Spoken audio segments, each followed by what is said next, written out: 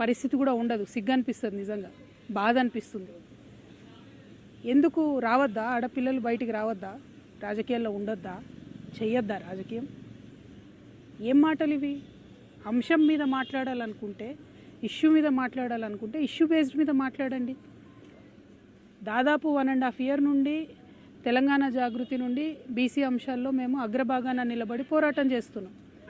నేను ఏ ఒక్కనాడు కూడా తీన్మార్ మల్లన్న గారిని ఒక్క మాట కూడా అనలేదు. ఒక్క మాట కూడా అనలేదు నేను.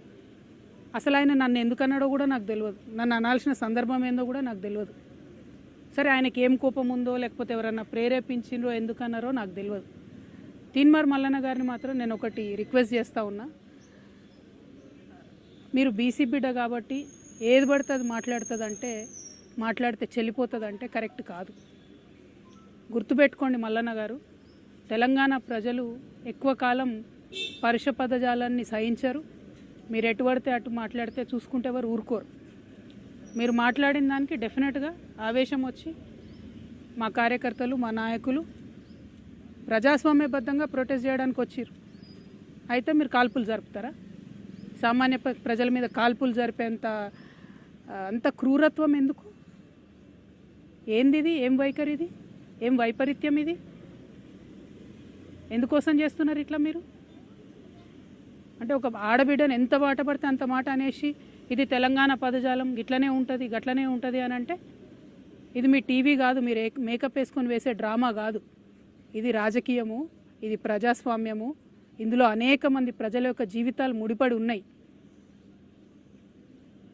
అరే, తెలంగాణ జాగృతి ఎన్నో కార్యక్రమాలు చేసింది. అందులో బీసీ ఉద్యమం ఒక భాగం మాత్రమే. ఇంకా చాలా కార్యక్రమాలు చేస్తాం, ఇంకా బలంగా పోరాటం చేస్తాం. ఎందుకోసం మీకు ఇంత దుగ్ధ? ఎందుకోసం? ఒక ఆడబిడ్డ రోడ్డు మీద నిలబడి ప్రశ్నిస్తే తట్టుకోలేకపోతున్నారా? నాలాంటి వాళ్ళను కోట్లాది మందిని తయారు చేస్తా ఏమనుకుంటున్నారో మీరు? మేము అనుకుంటే, ఆడబిడ్డలు అనుకుంటే కనీసం ఇంట్లోకి వెళ్ళి బయటకు వెళ్ళలేరు. మీరు ఆలోచన చేసుకోవాలి మల్లన్న గారు. ఎవరి కోసం మాట్లాడుతున్నారు మీరు? నేను ఇవాళ రాష్ట్ర ముఖ్యమంత్రి గారిని కూడా అడుగుతున్నా.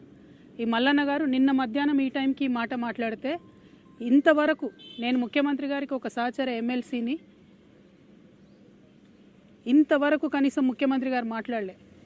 ఆ రోజు వారి కుటుంబ సభ్యుల మీద మాట్లాడితే 2 ఆడపిల్లల్ని, యూట్యూబర్స్ని, జూనియర్ జర్నలిస్టులని పట్టుకపోయి మీరు జైల్లో పెడతారా?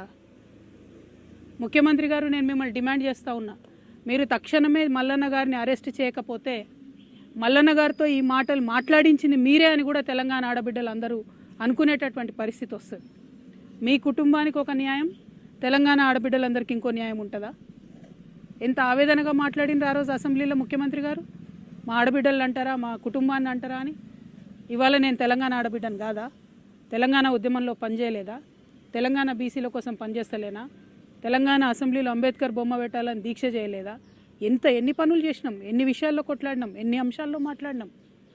ఇంకా మాట్లాడతాం. మాకు అవకాశం ఇస్తే ఆడబిడ్డలకి ఇంకా మాట్లాడతాం. ముఖ్యమంత్రి గారు నేను డిమాండ్ చేస్తూ ఉన్నా, ఎట్టి పరిస్థితుల్లో వెంటనే తీన్మార్ మల్లన్న గారిని అరెస్ట్ చేయాలి. మేము రేపు ఉమెన్స్ కమిషన్ కూడా వెళ్తాం, నేషనల్ ఉమెన్స్ కమిషన్ కూడా వెళ్తాం. ఇవాళ చైర్మన్ గారికి ఇచ్చిన రిప్రజెంటేషన్లో కూడా నేను అదే చెప్పిన. హౌస్ సెషన్లో లేదు కాబట్టి ప్రివిలేజ్ మోషన్ నేను మూవ్ చేయలేను, కాబట్టి ఎథిక్స్ కమిటీకి మీరు రిఫర్ చేయండి. అట్లానే చైర్మన్ గారికి డిస్క్రిషనరీ పవర్స్ ఉంటాయి, అంటే చాలా అసాధారణమైనటువంటి పవర్స్ ఉంటాయి. ఆ అసాధారణమైనటువంటి పవర్స్ యూజ్ చేసి తీన్మార్ మల్లన్న గారిని వెంటనే ఎమ్మెల్సీ నుండి సస్పెండ్ చేయమని కూడా నేను డిమాండ్ చేస్తూ ఉన్నాను.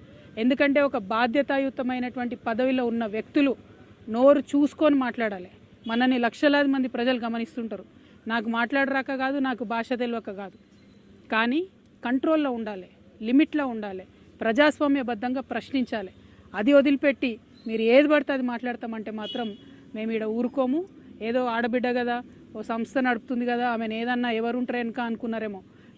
నా వెనక లక్షలాది మంది తెలంగాణ ఆడబిడ్డలు ఉన్నారు, నా వెనక లక్షలాది మంది తెలంగాణ అన్నదమ్ములు ఉన్నారు. నేను మామూలు ఆడబిడ్డను కాదు చెప్తున్నా. అగ్గి రవ్వనై రగులుతా ఎక్కువ తక్కువ వేస్తే. తీన్మార్ మల్లన్న గారు జాగ్రత్త, నేను చెప్తున్నా, జాగ్రత్తగా ఉండండి. Thank you. జై తెలంగాణ.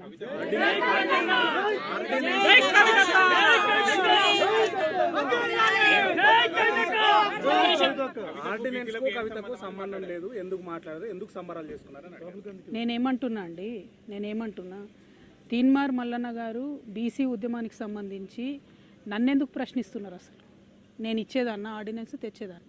నేను మీలాగానే ఉద్యమం చేస్తున్నా, ఆయన ఉద్యమం చేస్తున్నారు. అసలు నేను ఆయన ఎప్పుడన్నా ఏమన్నా అన్నానా? ఆయన అంతటా ఆయన వచ్చి నా మీద ఎందుకు మాట్లాడుతున్నారు అంటే నాకు వ్యతిరేకులు ఎవరు ఆయనను ప్రేరేపిస్తున్నారా? అది ముఖ్యమంత్రి గారు ప్రేరేపిస్తున్నారా? ఎవరు ప్రేరేపిస్తున్నారు మరి? ఎందుకంటే ఈయన మాట్లాడి 24 గంటలు అయిపోతే ప్రభుత్వం కనీసం చర్య తీసుకోలే.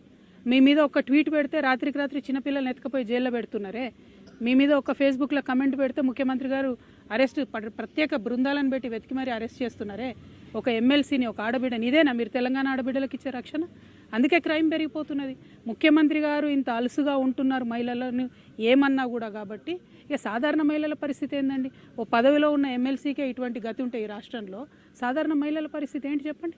ముఖ్యమంత్రి గారు చర్యలు తీసుకోవాలి. ఆయన తీన్మర్మల్లకి ఏం సంబంధం ఉంది? ఆయనను ఏమన్నా నేను అసలు ఎప్పుడు ఏమనలేదు. నేను ఇన్ని 1.5 years నుండి బీసీల కోసం కూడా ఒక్క సెకండ్ కూడా నేను ఆయన గురించి మాట్లాడలేదు. ఆయన ఎందుకు నా గురించి మాట్లాడాలి? First point. సెకండ్ పాయింట్, ముఖ్యమంత్రి గారు మాత్రం చూసి చూడనట్టుగా ఈ వ్యవహారంలో ఊరుకుంటే తెలంగాణ ఆడబిడ్డలందరం కూడా ఇది మాకు అవమానంగానే భావిస్తాం. కానీ నేను ఇంకా బలంగా సమస్యల మీద కొట్లాడుతూనే ఉంటా. వెనక్కి తగ్గే క్వశ్చనే లేదు. మిమ్మల్ని మాత్రం నేను ఇవాళ కోరేది ఒకటే, ఆడబిడ్డల్ని గౌరవించడం నేర్చుకోండి. ఇలా బోనాలు, మాంకాలమ్మ బోనాలు, పొద్దున్న లేచి నేను బోనాలకు పోయేదుండే, అది బంద్ పెట్టుకొని ఇదే దుకాణం నడుస్తుంది పొద్దున్న నుంచి. ఎందుకు ఇవన్నీ? నేను ఒకటేనండి, ప్రజా సమస్యలు ఎవరన్నా మాట్లాడవచ్చు, ఎవరన్నా ప్రజా సమస్యలు మాట్లాడవచ్చు. తెలంగాణ జాగృతి అనేక ఉద్యమాలు చేసింది, అందులో బీసీ ఉద్యమం ఒకటి. మా సంస్థకున్న నిబద్ధత ఏంటంటే మేము ఏదైనా అంశం ఎత్తుకుంటే అది సాల్వ్